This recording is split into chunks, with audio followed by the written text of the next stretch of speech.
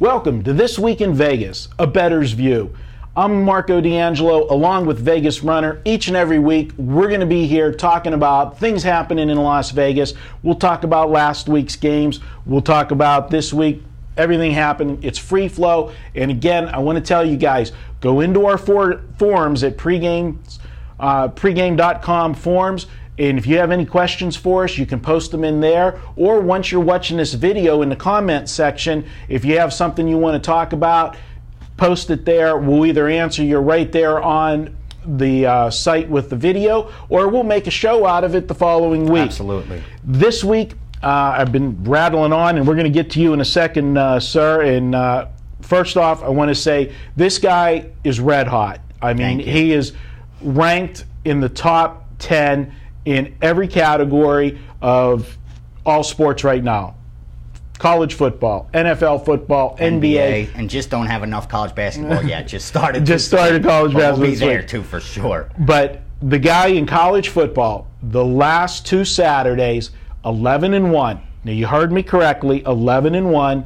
Yet he's not happy, and he's going to tell you why, because that's the way we do things here at pregame.com. Not Vegas at all, Runner. And honestly, I had the worst Saturday that I could remember in a long time, because I gave out my game of the year on Penn State, which was an early game, so I had to suffer the rest of the day. And what made it even worse was at night was the Pacquiao fight, and I was so hyped. And usually I'll go down to the MGM, or Mandalay Bay, wherever they're hosting it, and try to bump into a host I know, because a lot of the VIPs don't come to town, don't pick up their tickets, right, and they'll toss it to me. And I didn't even want to go. And my wife was like, "You're a big baby. You went 4-1, and you don't want to go down to see the fight." And honestly, the reason I was mad was not for me, dude. And I'm not saying this, to tell people what they want to hear. Unfortunately, you're not going to get that from me. I got to tell it like it is. I just don't bite my tongue. And what I knew was that people lost money.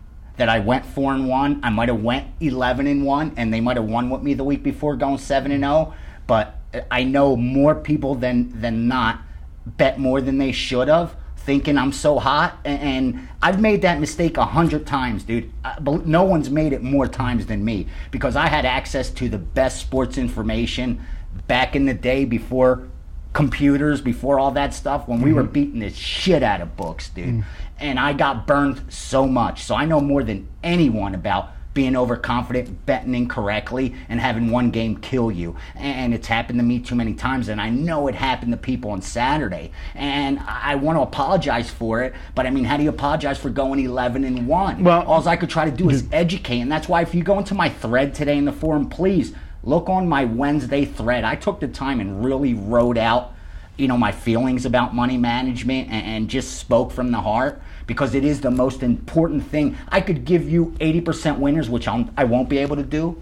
I might have a great season where I could give you 60% winners, which is possible, but you're not going to make any money with me, dude. You're going to don't waste your money or your time. I don't know, I can't believe I'm saying this because I sell picks, but it's the truth. You're wasting your money and your time if you're not going to bet correctly. I've been doing this for 30 years, and what we try to do is, it's twofold. Yeah, we want to give you winners. I mean, that's what we're here to do. But we also have to teach you. And if you don't bet properly, it doesn't matter how many winners we give you. If you don't have proper management, you're not going to win. If you're taking all the games and playing 3-team parlays and playing all kinds of teasers and mixing and matching everything, you're not going to win. No if chance. You don't have money chance. management, whereas, and this is what, we go into the forums, and a lot of people were upset about, losing the game. And you got people that say, "I'm done for the season. I lost my bankroll."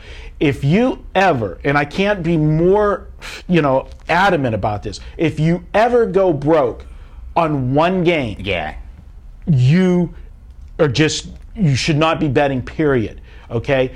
Proper bankroll management. You have a bankroll that you wager with. You should never expose more than 20% of your bankroll on one given day. And the wise guys expose maybe like 3 to 4, 5% tops, because they got such a big bankroll. But 20% is a lot, and if you do it properly, you could get by. And people say, "Wait, but I only have a $500 bankroll." I'm going to put 100 in the play. He's got 5 plays. What I'm going to do, put 20 on each play? Yes. Until you build your bankroll, that's what you have to do. Bro, this ain't easy. It's not going to come by accident. Everything that, especially money, you're going to have to earn. I don't know anyone that I know that it came easily for him. So if you think you're going to get rich betting sports, you can. I know a lot of guys that are wealthy that betting sports, but they didn't wake up one day and all of a sudden start betting $5,000 a game. It just doesn't happen.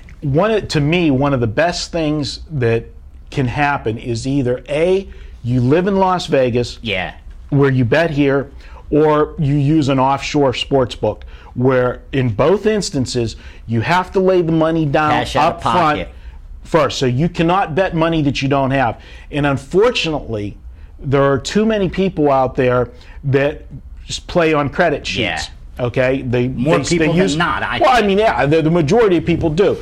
And the mistake that happens is when you're playing on credit, it's paper. In your mind, it's not money yet until it's the end of the week, and you have to either pay the guy or the guy pays you. And when you have the total freedom to put down whatever you want to put down, that's when you get yourself in trouble. Where if you're paying money up front, you have to think, this is tangible money. It's money that I have to have in the first place to walk into the sports book and lay the cash down. So think about that when you're wagering. We don't want to see anybody, bet over their heads. No, especially because I know these guys now, Marco, and that's what bothers me most. And because I've done it, I've made them mistakes, and I don't want to see people make the same ones. And honestly, right now, and not to tout myself, but I'm winning in the NFL. I'm ranked number 2 in the NFL for most unit ones, ranked number 1 for college football most unit ones, 5th in NBA, won 7 out of the last 8 weeks. If you haven't made money with me these last 2 months, honestly, please don't buy any more packages. Take a step back. Take a couple days off and analyze yourself and say, because sometimes, like I wrote today in my post, it's 365 a year, 7 days a week. It becomes a blur after a while, and sometimes you never have a chance to take a step back and analyze what's going on. Right. And the best thing to do is don't bet for 2-3 days. Don't buy my package. Take a step back and ask yourself, this guy obviously must be winning. He can't lie about the record. Right. So what am I doing wrong?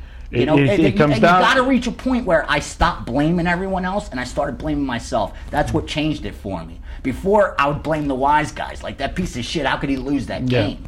It's like, okay, he gave me 5 other winners, and but until I started blaming myself, and it's tough. One other thing about, if you play with a percentage bankroll method, the key to sports wagering is always to be in the game. You always hear guys say, I tapped out, I went broke. No, you got to be in action. Okay. If you're playing percentage bankroll, you will never go broke. Your bets may get very small. Okay, but you will never be out of the game. You'll be in action always. You'll always and with be a nice run, you could build it right back up. Right, because the thing with percentage bankroll is, as your bankroll decreases, your wagers decrease. So you're minimizing the losing streaks. But when you're playing percentage bankroll and you're winning, your bankroll's growing, so now your wagers are growing, so you're automatically pressing when you're supposed to be pressing. That's what I love about the internet, that it's no longer the 80s and 90s, and now everything's transparent, and we're not touting anymore, I'm 100%, I'm 90%. That's not going to happen. Right. But if you don't manage your money, you'll never be able to take advantage of that edge. When we are struggling, going through a cold streak, you'll never be able to take advantage of that hot streak that's coming.